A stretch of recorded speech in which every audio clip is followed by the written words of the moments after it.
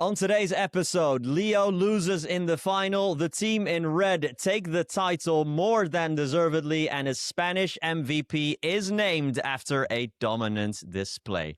And oh yeah, the Malaga P1 also happened. This is going to be great. Welcome to Deuces.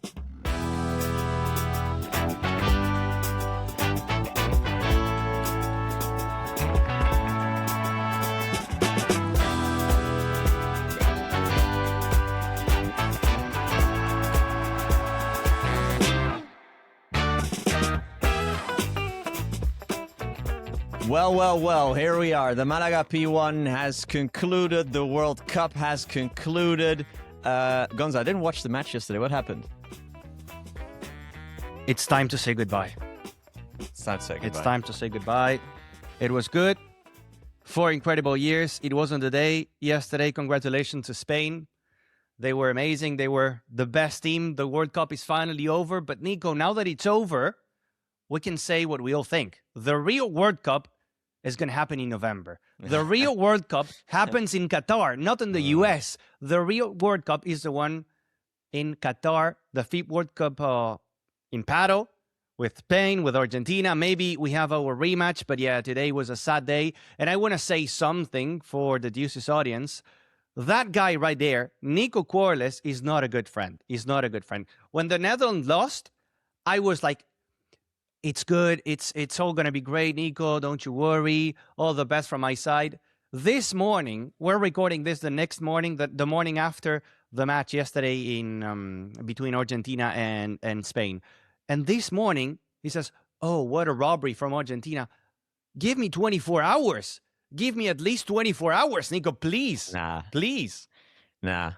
The difference is Holland are just losers. Everyone just feels bad for us because we always lose. You guys win. So, and I'm pretty sure that this is the most sort of the closest we've been to world peace in a long time, because literally everyone was going against Argentina.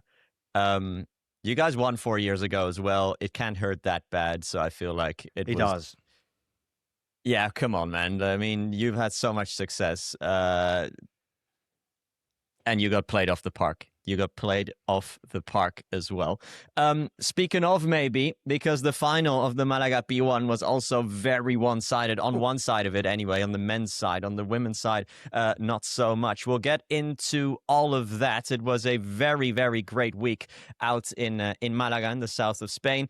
Before we get into the finals, as always, let's quickly take you through a little recap of what happened throughout the week. Before we started the week, there was big news as Andrea Austero and Ari Sanchez pulled out with a late injury to Andrea Austero, a small fracture that doesn't seem to be too serious, but they missed the tournament. Anyway, on Wednesday, 8-seed Salazar and Osorio lost in straight sets in the round of 32 to Bea Caldera and Carmen Goenaga. On Thursday, Sanse Nieto lost in 3 sets to Edu Alonso and Aymar Goñi. That was the number 5 seed gone. And there were 2 retirements on Thursday. Dal Pozzo and Rodriguez and Javi Garrido as well with a shoulder injury. On Friday, Coello and Tapia needed 3 sets to beat Alonso and Goñi. Stupa and Yanguas again falling in the quarterfinals, this time to Paquito and Nenno. And Ortega Calvo beat Fernandez Araujo after 3 hours in their last game together. On Saturday, LeBurger beat Chingalan from a set down 9-7 in the third set tiebreak. An epic match that we'll get into later. Guinart and Alonso in their first semi-final, but they are beaten 6-2 and 6-2 by Bea and Paula. Coello and Tapia dispatched Nenno and Navarro. Brea Triay take out Ortega and Calvo 6-0 and 6-4. And finally, on Sunday, after 3 hours and 8 minutes, Brea and Triay finally, after 5 straight losses, beat Jose Maria and Bea Gonzalez on Bea's home soil. And Coello and Tapia destroy, I think it's fair to say, Lebron and Augsburger with a double 6-2 in just over 50 minutes. That is the recap of the entire week in about a minute and a half there, Gonza. I think it's only fair that we start in the final. Agustin Tapia, for me, that is maybe the best he's ever looked. What a match from Agus Tapia. What a match from Agus Tapia. I mean, we were talking about the World Cup a few minutes ago. That match was happening a couple hours before that match, and it felt like Tapia was like guys, we got to hurry up. We got to go watch the football match. This is going to be over soon. And he played unbelievable. And it was curious because he didn't play that good throughout the week. No. In Valencia, Valladolid, Italy, and Bordeaux, in the first days, in the first rounds, we were like, oh, these guys are playing some great paddle. It wasn't that case here in Malaga. They were suffering. They lost a set. They were not really finding the way to approach the court, the conditions. And then they went to the finals, and they were unbelievable. And Tapia, you said it. He was the absolute MVP by far, Nico. By far. I mean, he drop shotted LeBron a couple of times with that sort of drop shot that LeBron himself loves to do. His lobs over Augsburger were phenomenal. I mean, Augsburger was a complete non-factor basically in the match, and that was because of how well Tapia was playing him, especially with the lobs. His volleys were perfect. His smashes were lethal. I mean, that was the full package from Agustin Tapia. That was him firing at 100%. And when he does that, I mean, we can tell that there is just nobody that can beat them. And it's scary, isn't it? And I guess Tapia and Malaga, he never loses there as well. You said this is the number 6 in a row, right? For Tapia winning. Yeah, which is a longer streak than anyone else has ever had in any city. No other player has ever even done more than 4. There are a couple of players who have 4 years in a row somewhere. Bella in Sevilla, Paula in Marbella. I'm doing this off the top of my head. Lebron in Alicante. Those are the only 3 I remember anyway. But to do it 6 years in a row, first with Lima, then with Sanyo, now 4 times in a row with Coello. It's crazy. What a player. Also, title number 60, by the way, for 60. Tapia. So a lot of nice numbers for Mr. Agustin. And yeah, like you said, it felt like I was commentating the final with Daniel Windall, and it felt like you said, like he was just in a hurry, like, let's get a move on here, guys. He pointed at the ground after winning, didn't he? Today, yeah, he said today. He said, hey, oi. And it didn't happen. It was oi, but for Arturo Coello. Arturo was the big winner. Same for Gemma Triay. He won the Malaga P1 and then the World Cup with Spain later. And I mean, I was doing this comparison between paddle and football, and I want to use it as well for Lebron and Augsburger in that final. Because for Argentina in the semifinals against England, we played that match as it was the match, as it was the final. Lebron and Augsburger played a semifinal against Fede Chingoto and Ale Galan, and they won, and they were celebrating it like it was already winning the title, which is fair. I'm not saying it's a bad thing to do. It's always difficult for Lebron and Augsburger and for anyone else to get a win over Chingalan and Coello and Tapia, but they won in the semifinal against Chingalan, and Lebron was running around the court.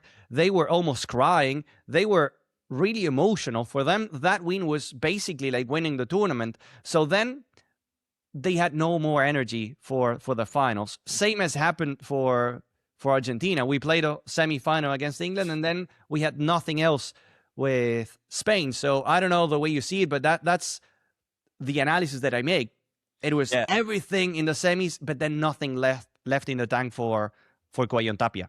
I'm pretty sure I said it at the time as the celebrations for the semi were happening, but I thought out loud, how much are they going to have left in the tank mentally as well, more than anything else tomorrow, because that match clearly took so much out of them emotionally. And I know that having to go with that takes it out of you more than anything else. When you have that much sort of emotional release after a match, like the next day, you're just not 100% there, and that's one of the first things I also said pre-match, which I asked to Daniel Windall, who's a player himself, and I asked, how difficult is it to play the next day, and he said, that's probably the most difficult thing there is, to have all of that release and then go again the next day. And adding to that, the form that Tapia was in, they basically didn't stand a chance. Do you want to get into, since the semi-final and the final are so tied together, normally we take these apart, but do you want to get into that semi-final then of Lebron Augsburger against Chingalan? Because goodness me, what a match that was. It was, first of all, very fun. I made some notes throughout the match so I wouldn't forget it here. And the first thing I just wrote down was just, this is fun, which is a great note to write down. There was a lot of stuff going on. I think for me, I don't know how you saw it, but for me, Lebron was the MVP of that match. I think he kind of led the way for them. Augsburger, of course, was putting away smashes left and right and was being his brilliant self. But Lebron, for me, led the way with those drop shots, with the smashes, with the vibras to Chingotto. He was playing Chingotto very well for me. Chingo also slightly started the match really well, and then in the second set, for me, he kind of came down. But then at the end of the third set, he was the MVP again, and they were, remembering the tiebreak, it was 5-0 LeBurger in the tiebreak. And then from there, suddenly, Chingotto hit 3, 4, 5 winners in a row, and it was just Chingo time. And then they even got a match point. And in the match point, Chingotto makes the unforced error. It was one of the more dramatic matches I've commentated on in a long time.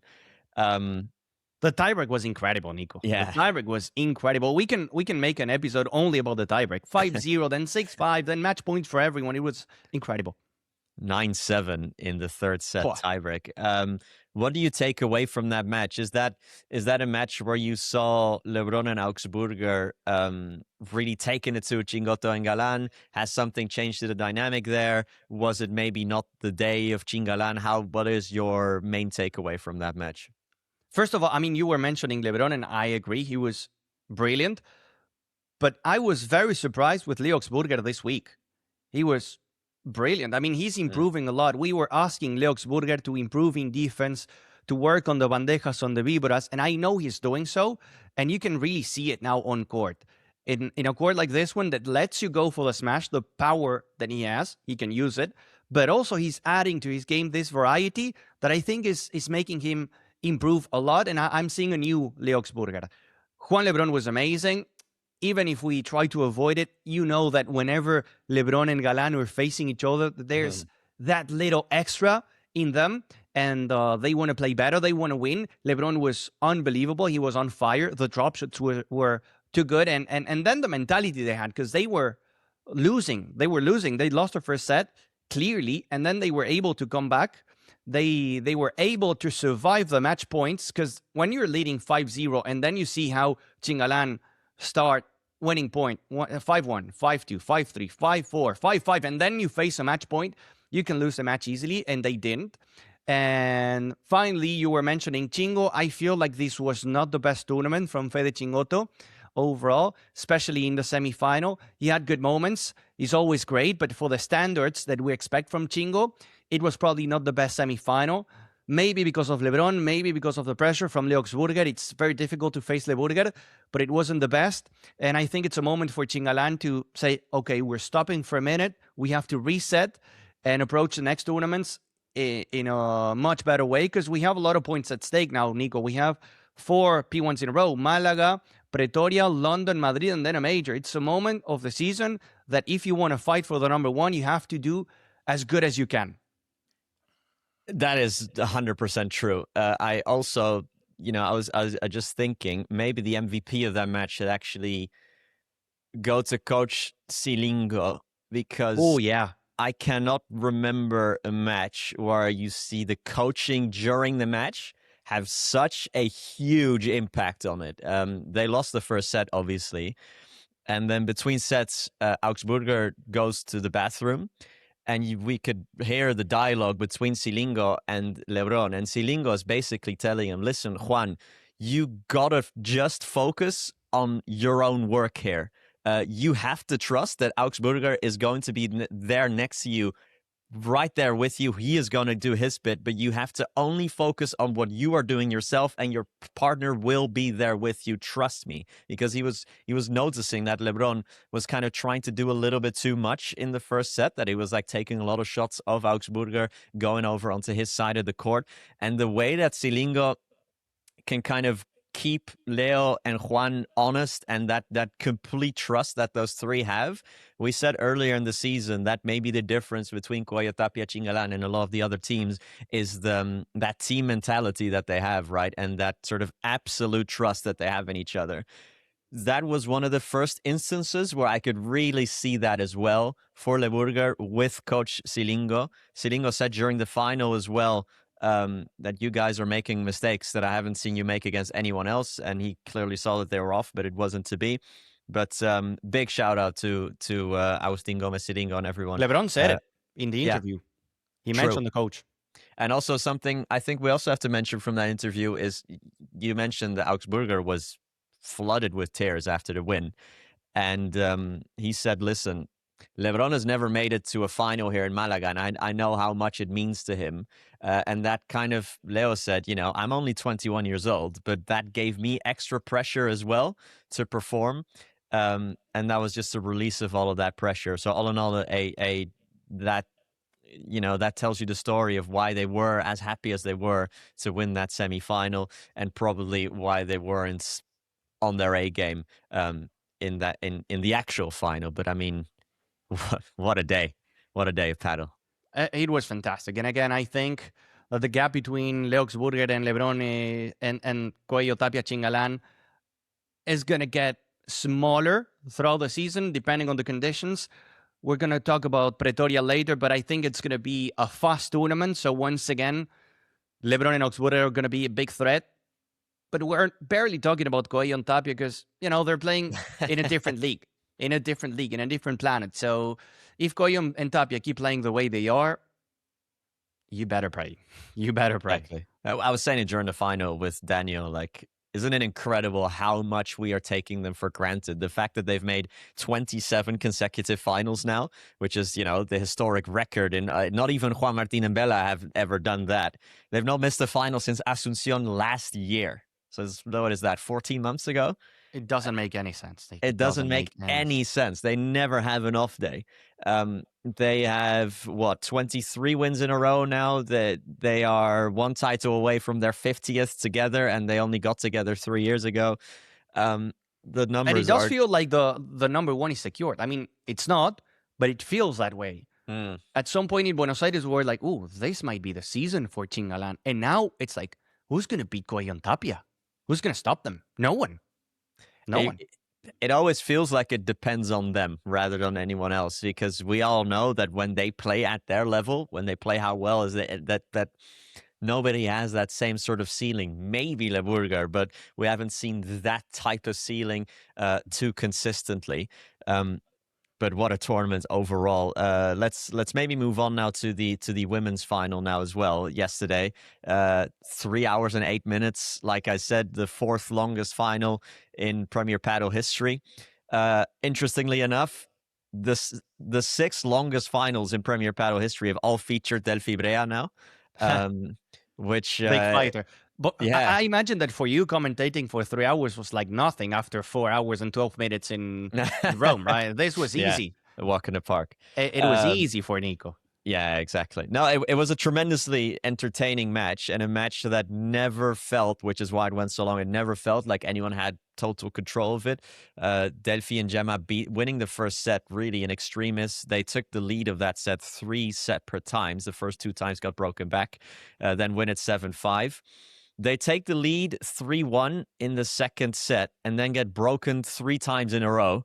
Bea and Paula win it 6-3, and it seems like, okay, it's go time, here we go. But back they come. And you saw as well in celebrations after the match, Brea crying, Gemma with the longest hug that they've had in a long time.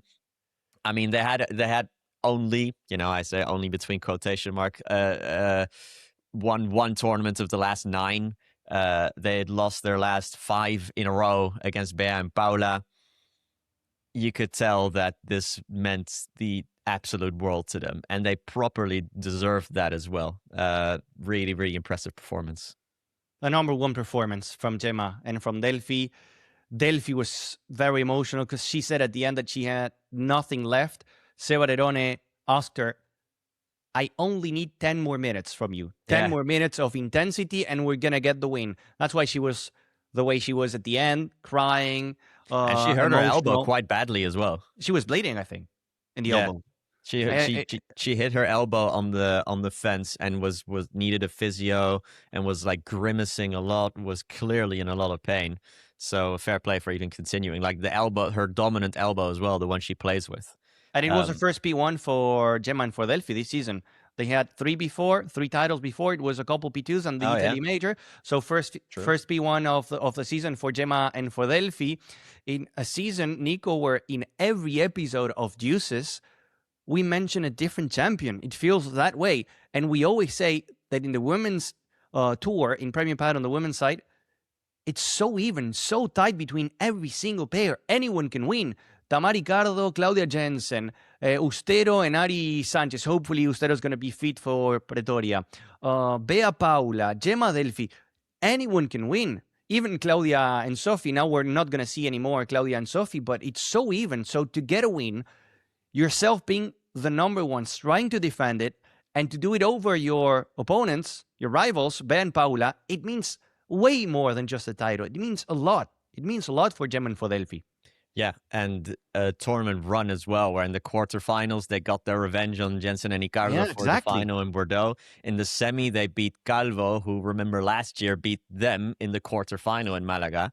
That was the only time they've ever lost before a semi-final, was last year in Malaga against Calvo. And now in the final, they also get revenge on Jose Maria and Gonzalez. That is pretty much as good as weak as they will have for a long time. And they will go away from Malaga with the best feeling possible. Gemma Triay was given the MVP, which is what I mentioned, in the intro with a Spanish MVP. But it could have really been given to either one of them, to myself and to Daniel as well in commentary. We both said there really wasn't a clear MVP in this match. I thought you wanted the MVP. I was like, huh? Why? No, my paddle is not good enough for that, unfortunately. No, but a huge week for them. Huge congratulations to them, because it doesn't feel this way, but they are now over 1,000 points clear in the race.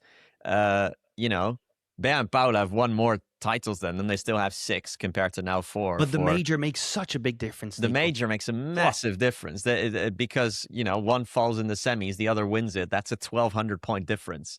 And that is basic. And that is, if the major hadn't happened, Bea and Paula would be in the lead of the race. But obviously, the major has happened, and you shouldn't think that out of existence, because it's the most important tournament of the season so far.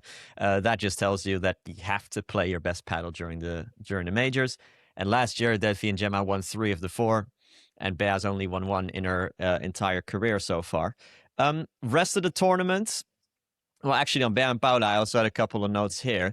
Paula, Jose Maria, was the most aggressive I've seen her play this year, and for a long time. I mean, she was smashing a lot.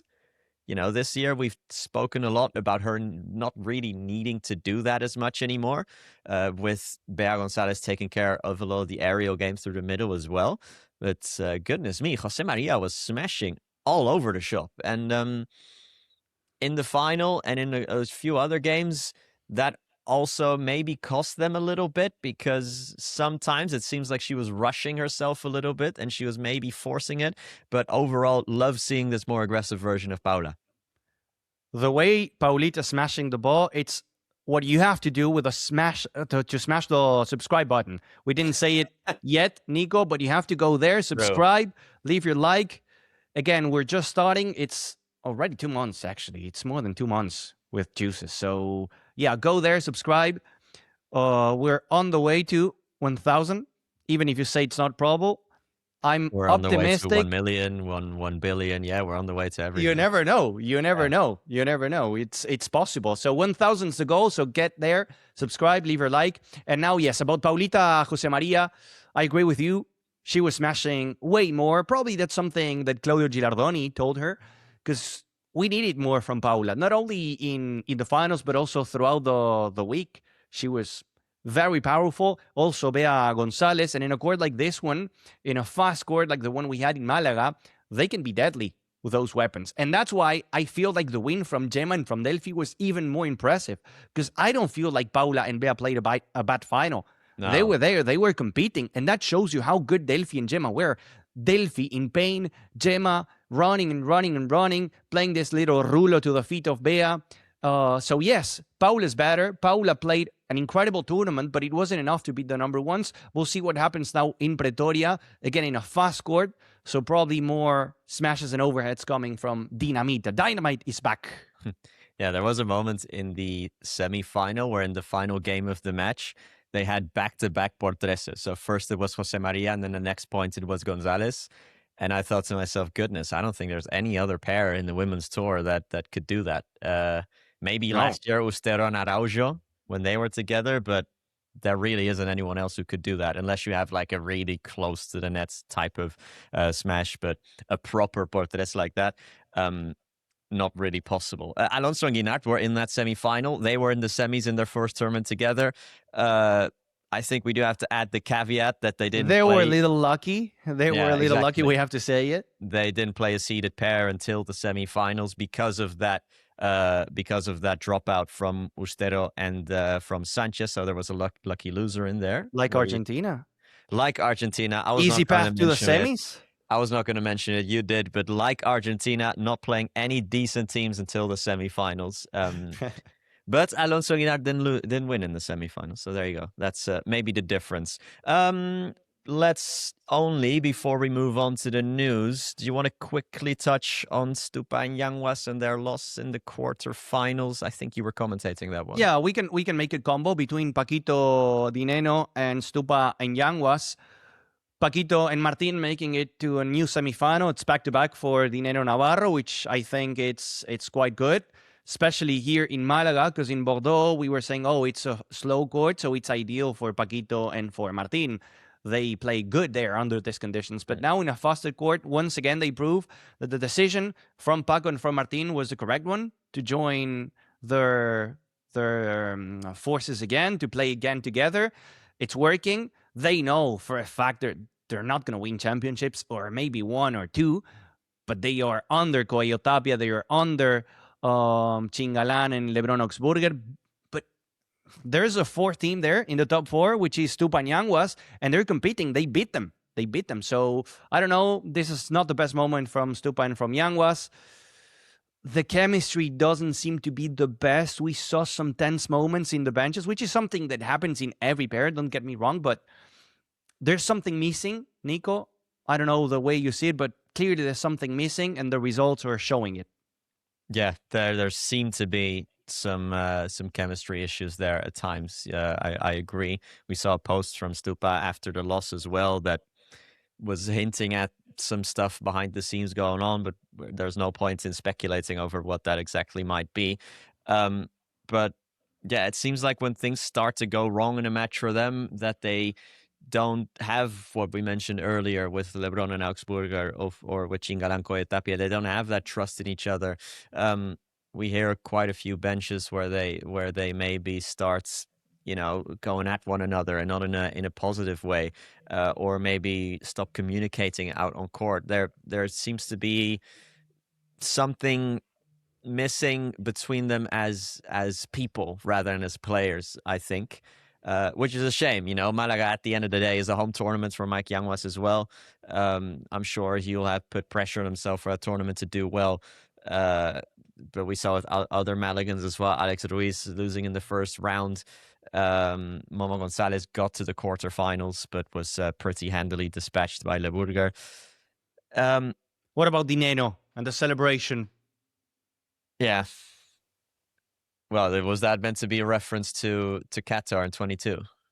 To Enzo Fernandez. Oh, right. When he scored to England. He didn't win the tournament. Argentina didn't win the tournament either, but the celebration was there. It was Enzo one of the Fernandez, moments. If he doesn't leave Chelsea, is going to have a very tough season at every away game with how the crowds are going to treat him. I can tell you that right now. Let's move on then to the news, unless there's something else you want to touch upon, Gonza. It's the third time in 5 events that Stupa and Yanguas have lost before the semi-finals, by the way. Forgot to mention that. But the news for Pretoria, a lot of partner changes that I don't think we've gotten into yet. The biggest ones are on the women's side. Claudia Fernandez and Sofia Araujo splitting, Ortega Calvo splitting, and they are mixing. So it's the number 4 seed is Claudia Fernandez Martina Calvo, and the number 5 seed is Ortega Araujo 3.0, because they've already played together twice before. Yeah, so with Ortega and Araujo, we kind of know more what to expect. They've won titles in the past. What do you think out of these two pairs? Is there one of these two that you're expecting more from? Yes, Nico. Yes, absolutely. I'm so excited to see Claudia Fernandez and Martina Calvo playing together. I think it's going to be so much fun. I don't know if they're ready, if they're mature enough to go there and really challenge the top teams. But Claudia Fernandez has around 13 titles. I don't know by heart, but 12, 13 titles, including a Premio Padel Finals, a major. So she's there. She knows how it feels to win in Premio Padel. It's not the case for Martina Calvo, but to see two young stars like Claudia Fernandez on the right side and like Martina Calvo with all the power, all the energy on the left, I'm so excited. I know, again, that probably we don't have to expect them to win right away, but if it happens, the world and the tour has a problem. Gemma, Delphi, Paula, Bea, and everyone else has a problem. I'm really excited to see what's going to happen. And of course, Sophie Araujo and Martita Ortega are back. Las Lupitas. They were known as Las Lupitas because of a song. We know what to expect, as you said, but Calvo and Fernandez, I'm so excited, Nico. I just want to go to Pretoria and see them playing together. Are they good friends? Do you know? I don't think I've ever seen them hanging out off court. Do you know if Fernandez and Calvo? Yeah. I think it's okay. Okay, yeah, okay. And they were really close to playing together in the beginning of the season. They were really close. Reca was talking to Calvo's team, and for some little details, they couldn't arrange it. So they wanted to play together since the beginning of the season. It didn't happen. Now it will. And yeah, we'll see. What do you think about them? It reminds me a little bit, and I don't, want to put this pressure on them with this comparison, and it's not a one-for-one comparison, but it reminds me in a way of when Coello and Tapia got together, in the sense that both players up until that point had only played with way older players, with like veterans on the other side. They were basically only telling them what to do and being the captain. And once, I think for Claudia Fernandez, this will be the first time in a long time that she'll play with someone who is younger than herself. Because, before this, it was Bea, it was Sofia, it was Gemma. Before that, it was Julieta Vidaoria, all way older players than her. And it was a bit of the same for Tapia as well, who played with Sanyo, with Bella, with Lima, with Juan Martin, with Marcelo Jardim, I think, even back in the day. All the way older players than himself. And so you're saying they have number one potential? No, that's why I don't want to make the one-for-one comparison, because they're not going to go on a 50-win streak like Coello and Tapia when they first got together. But I think there might be a bit of a breath of fresh air, especially for Claudia Fernandez, being next to someone that is of her age, that, you do have a better connection of someone who is of your age, more or less, of the same generation anyway. Because I also noticed, sometimes with Fernandez, there was a bit of tension on those benches with Bea, with Gemma, with Sofia. And I think having someone that is of your same generation next to you can be so different with that. They understand you on such a different and more profound level that this could be spectacular. It really could be. So I'm very hopeful for them as well. And taking the number 4 in the rankings is also a big advantage, because you know that you're not facing Gemma Delphi and Bea Paula or Ustero Sanchez until the semis. That's great for them. That's great. I'm expecting them to maybe win a title this season, get to another final, but also to have a couple of tournaments where they lose in the round of 16 and the quarterfinals. But I think their ceiling is incredibly high. I'm going to make a wild prediction in advance. So save the clip. Martina Calvo, Claudia Fernandez are winning the Madrid P1. I said it today. And it's the July 20. Okay. I'm saying it now. Specifically that tournament? Because Claudia Fernandez is from Madrid, and I don't know, I just feel it. I feel like that's the way it's going to happen. They're going to use Pretoria and London to get, used to each other. And in Madrid, Claudia Fernandez and Martina Calvo or winning in Premier Padel.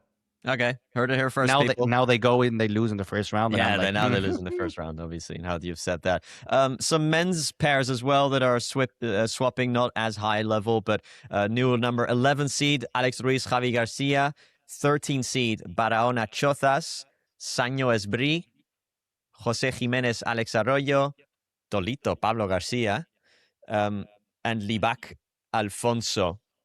That's all between number 11 and number 19 seed, so a lot of swaps between there. I know I just gave you 6 pairs in a row, and maybe you don't even remember all of them, but is there one of them that stands out to you? I really like the look of Tino Libac and Gonzalo Alfonso. I knew it, Nico. I knew it. No matter what, no matter who is the partner from Tino Libac, you always support Tino Libac. I don't know. I feel like, do you see a real difference between Alex Chozas and Gonzalo Alfonso in terms of what he's losing, what he's winning? I think Chozas has... I think Alfonso is a little bit more consistent than Chozas. Chozas can be the best player in the world for one set and then look like a completely different person the next set. Alfonso definitely has peaks and valleys as well, but I do like him maybe a little bit better than someone like Chozas, maybe a bit of veteran leadership as well. I like that partnership. And yeah, find you someone as loyal as I am to Tino Libac, basically. It's incredible. Who believes in you as much as I believe in Tino Libac. The only Argentina you support. The only thing connected to Argentina that you like. River? Do you support River?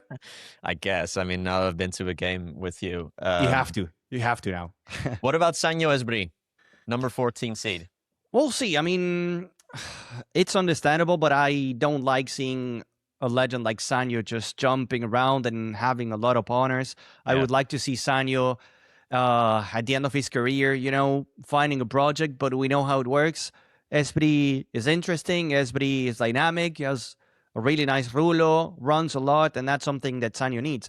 But I don't know, because I was really liking the partnership between Sanyo and Maxi Sanchez Blasco. So, again, it feels weird to see Sanyo jumping around different partners when he actually found one that he liked, Agree.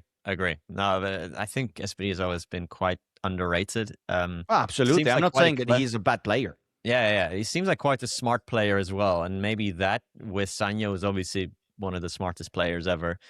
Maybe that will go well together. All right, that is the news then. Let's quickly move on to the Pretoria P1, although that was already connected to Pretoria. Gonza, I've prepared a couple quiz questions for you again. Okay. So we are in South Africa. Mm-hmm.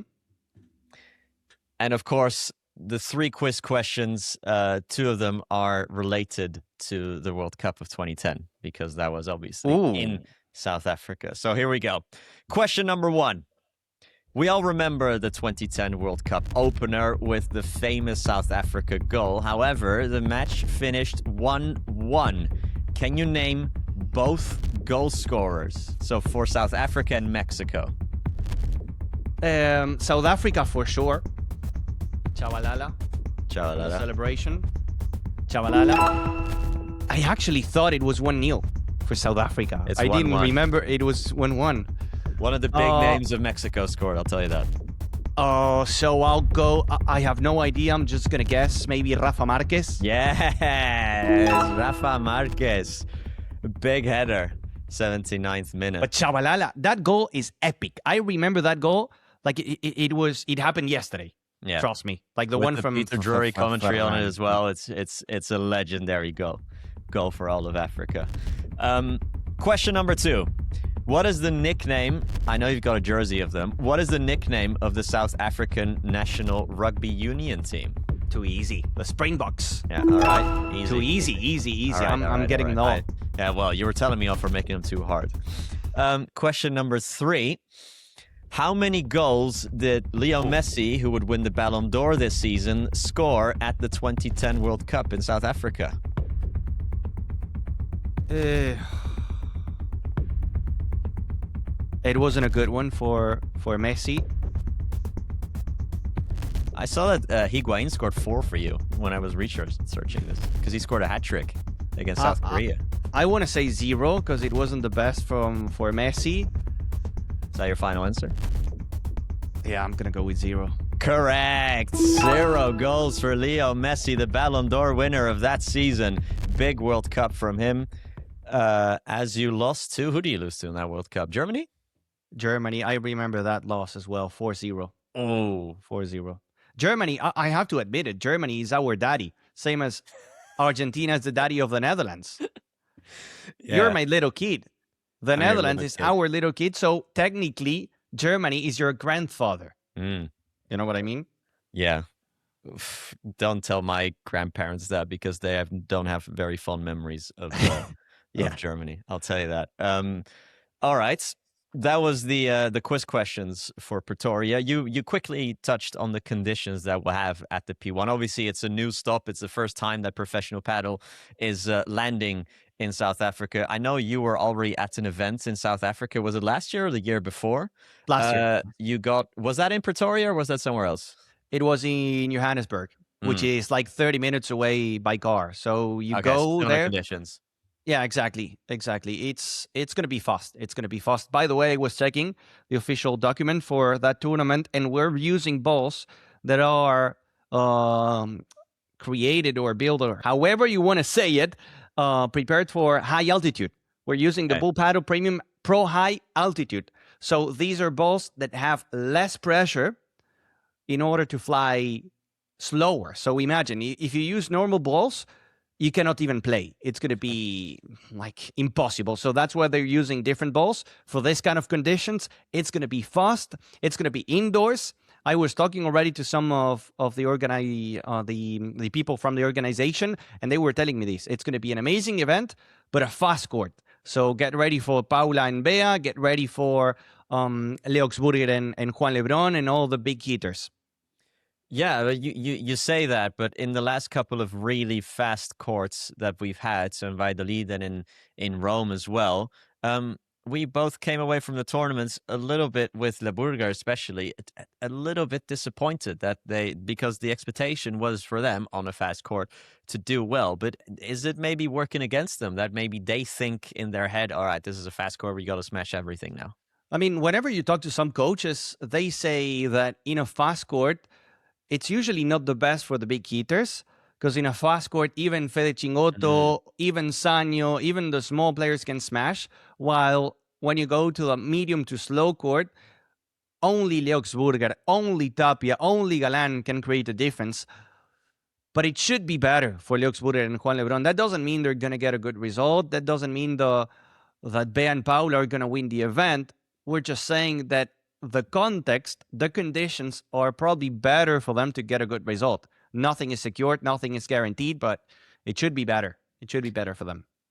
Let's see what they do then. Of course, we head into this tournament with Agustin Tapia winning 5 titles in a row, and with Delphi and with Gemma finally back on top after a couple of tournaments away. You're going out there, aren't you, Gonza?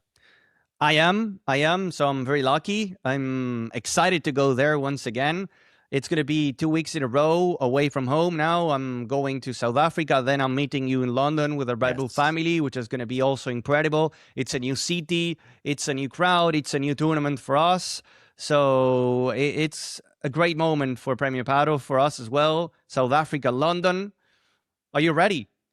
I'm ready. You know the thing for me, Nico, I have to pack stuff for winter, because in South Africa it's winter and during the night it's actually cold, and then in the same suitcase I have to put summer clothes, because I'm going back to back from South Africa to London, so summers I have to be in London ready. are brutal, I can tell you that. Yeah. It's a very sort of nasty kind of heat, having lived in the UK. Yeah, it's weird. London in the summer, maybe people who live in London will disagree with me, but I always feel like London in the summer, I don't like it at all. And it smells bad as well.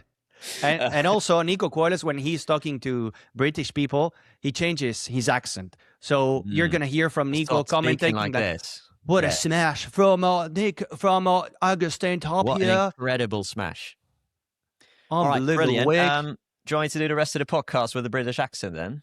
No, thank you. You can. I don't have a good one, so yeah. No, I won't. All right, that's the Pretoria P1. Again, the previews, we can only do it for a limited time. We don't have the draws yet either, so we'll leave it there. A couple of mailbag questions, as we do have a couple of questions here. Oh. All right, the mailbag. I've got a new animation that you can check out. I think I sent it to you already, Gonza, by the way. The new animation for the The mailbag. guy's working. The kid is working. That's why I pay you. That's why why I pay they, you, they Nico. pay me this incredible amount at Deuces HQ. First question from Adin, who asked, do you think that this continuous dominance from Coello and Tapia is good or bad for Padel, or doesn't it really matter? Since you talk to players and coaches and have more inside information, how do others perceive it? That's the question. Yeah, go. No, go ahead. I think it's good for the sport, and it happens the same in tennis, in football, in any sport. You have a team better than the rest, and you have to go there and beat them. In tennis, you have Sinner or Alcaraz. Here, it's the same with Coello and Tapia, but you also have Fede Chingoto and Galan. You have Lebron and Augsburger, who can give you a scare. I think it's good for the sport, and if you don't enjoy Coello and Tapia playing, then just don't watch. Because I understand that maybe you want a different champion, but what these guys are doing, they're writing a new page in the history of the sport, and the way they play, it's better and better and better. So I don't mind having Coello and Tapia playing every single week and winning the tournaments, because I really love the way they approach a sport and what they give to us. Yeah, and they make everyone else better, don't they? I mean, when there's one person or one team or one individual or a pair in this case that dominates the sports, like Coello and Tapia have been doing the last couple of seasons, that makes everyone else better. That makes anyone else kind of say, all right, I'm going to be as best as I can, and I'm going to properly beat these guys. I don't think we would have seen the improvement we've seen from Fede Chingoto in the last couple of years, if not for Coello and Tapia, if not them forcing him to change the way he has. Galan has been playing at the best level of his entire life in the last couple of years, maybe this year in particular. Lebron clearly has such a chip on his shoulder as well. He still feels like he is the best player in the world, and he wants to prove that to everyone else. This is how the sport goes. This is what makes the sport great. In the past, it was Lebron Galan. In the past, it was Juan Martín and Bella, obviously, for a very long time as well. I can see why from the outside you see, all right, the same guys won again, big whoop. But that is not giving them enough credit, first of all, and that is also not showing the whole picture, and why everything that happens underneath them is with the singular target of taking them down. And also, Coello and Tapia reinventing themselves to fend everyone else off. That's also great to watch. Them having to find new ways to motivate themselves. Yeah. Second question from Adrian, which we've kind of answered already, but Adrian asked us what was being said on the benches for the Stupa Yanguas quarterfinal and the Lebron Augsburger one during the semi and the final. Yeah, so Coach Silingo for Augsburger and Lebron was like we said, was telling them that that they need to basically focus on themselves more and just trust on their teammate more than they had been doing. Again, Coach Silingo, for me, maybe the MVP of that semi-final. I think him also. What do you think of this, Gonz? I think Agustin, being such a big guy himself, also kind of gets the respect from Augsburger and for Lebron, don't you think? I mean, yeah, Lebron and Augsburger, both he is of them. La Bestia. La Bestia, a bestia with another two bestias. One beast with another two beasts. So yeah, maybe it works. Maybe it works, but I agree. He was phenomenal. It was phenomenal, again, showing why it's important to have a coach in Padel. And then about Yanguas and Stupa, we saw a couple tense moments in those benches. Yanguas wanted something tactical from Stupa, and Stupa in the bench, we heard how he said, I understand that I'm not playing my best match, and I understand that you need more. But please, Mike, can you stop yelling at me? Run, run, run, go, go, go all the time, because I need some air, I need some peace, and we need to fight as a team. So that was basically what they said. Yeah, there are a lot of other questions from you guys as well, but we've kind of discussed them already. Just asking if Tapia was the deserving MVP. Another question about the emotional win from LeBurger, if that took a toll on their loss in the final. We've discussed these topics already, but thank you very much for all your questions. Do keep them coming, and you can send them via email as well. Remember, juicesthepodcast@gmail.com. Let's move on then, Gonza, to the best and the final segment, the package of the week. Ladies and gentlemen, the package of the week. It's time, Gonza. I'm imagining yours is going to be football related. I won't rub as much as I would like to because I need to be a better friend now. I won't make it about Argentina. You can. I won't make it about Paredes after the final whistle. I won't make it about Messi trying to get Cucurella sent off. I'll make it about this. Last week, I was at a Pokemon card convention, right? I really like Pokemon cards, and I collect them, which is a brave thing to say out in public, because I know that you are judging me. Yeah, exactly. You are judging me as I say that. But there was this kid there who was probably 10 or 11, and he had a suitcase with him, like a traveling suitcase with him. And he opens this suitcase, and it was full of probably 30 or 40 binders with some of the most expensive cards I've ever seen in my life, right? He must have I have no idea about Pokemon. Let's say a very expensive card. How much can you pay for that? I mean, the most expensive $200? No. More? I've paid more for more than 200? Yes. 500?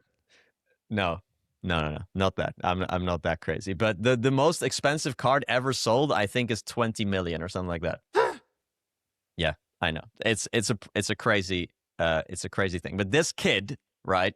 This kid had a couple 100,000 euros worth of cards in his suitcase, and he was going around all the sellers at this convention, and he was approaching them like, have you seen The Wolf of Wall Street, Gonza? Yeah. He was approaching them like Leo DiCaprio at the start of Wolf of Wall Street, where he's saying, listen, I've got the best deal you've ever seen. This is for you. Yeah, he was like wheeling and dealing like he was a 50-year-old secondhand car salesman, like trying to sell them on these cards and trying to like rip them off and negotiating and stuff. I'm like, you're 10. Try and enjoy the hobby, Did you buy something from him? No. No, but he was walking around, and some of the sellers were telling me, like, oh, yeah, we know this kid. He has a really rich father, and basically he just calls his father every time he wants a card, and he just buys it off whoever. And I just kind of thought, like, this is ruining the hobby for a lot of people when kids like this just buy up all the expensive cards and just try and sell them off and just use the hobby for money. For, like, losers like me who just like the Pokemon and just want to collect the cards. Let losers like me enjoy the hobby, So that kid's my package of the week. There you go. It's a nice little story. You have the option to buy them or to exchange them. So you go there? Yeah. Both. Okay. Let's see. I might have a card around here, actually. Yeah, here you go. This is one of my cards. €5. No, I paid like 150 for this one, I think. Wow. But that's my package of the week. Money. So, it was good. My package of the week is related, but also non-related to football. This has to be probably the third episode when I'm promising something behind me and the setup and blah, blah, blah, which you can clearly see is not there. No. I have a new camera. So you have a new camera? It's already improvement. I look better or worse, depending on the way you see it. So I'm waiting for some stuff from IKEA that I'm going to put behind me and create all the setup and the lights and blah, blah, blah. I have the light as well. So I'm improving, but IKEA told me we're going on, I think it was last Wednesday at 4 p.m., let's say, or 5 p.m. And of course, I was not there because I was about to go to watch the England versus Argentina match. So, yeah, I was not there. they call me and they say, oh, since you're not home, the next date for you, it's like in a month. I'm like, huh? Why in a month? It's just bringing a table and a couple stuff to my place. So yeah, I basically lost the entire setup for a month since I was watching the England-Argentina, which was worth it. It was worth it. But again, I'm not going to promise anymore that I'm going to put a setup for the next episode because I have to wait. And now we have to see also what's the way we're going to do it for Pretoria and for London, because I'm going to be in Pretoria and then we're going to be together in London. We have to see how it works. That's my package of the week. So IKEA are your package of the week, the whole company of IKEA? Yeah. Bring my stuff, IKEA. I need it. I want to put here some rackets. Give me some ideas. What do you want us to put there in the back? Yeah, rackets. Good shout, actually. This, it doesn't belong to me anymore, but No, why not? We have to see. Like I think I've been smarter about this, Gonza, because I'm just lazy and I haven't done it yet. But I've not promised it to the people either. You know, so they're not expecting it to come. I think that's keep the expectations low. Is the lesson here, I think. It's smart. That's why I'm not going to do it anymore. So IKEA is the package of the week for you, and for me as a 10-year-old kid who has like 500,000 worth of Pokemon cards and is trying to palm them off to losers like me. All right, brilliant. That is it then for this episode. Again, reminding you that if you've made it this far into the video / podcast, please, if you're on YouTube, subscribe to the channel, like the video, leave a comment, tell your friends who also like Padel, who like the sport, etc. And yeah, if you're on Spotify, follow, give it 5 stars. Same on Apple Podcasts, wherever you're listening to us from. We appreciate all the support. Gonza, I'll see you out in London. We'll make a podcast happen for the Pretoria P1 somehow. But until then, bye-bye. Deuces.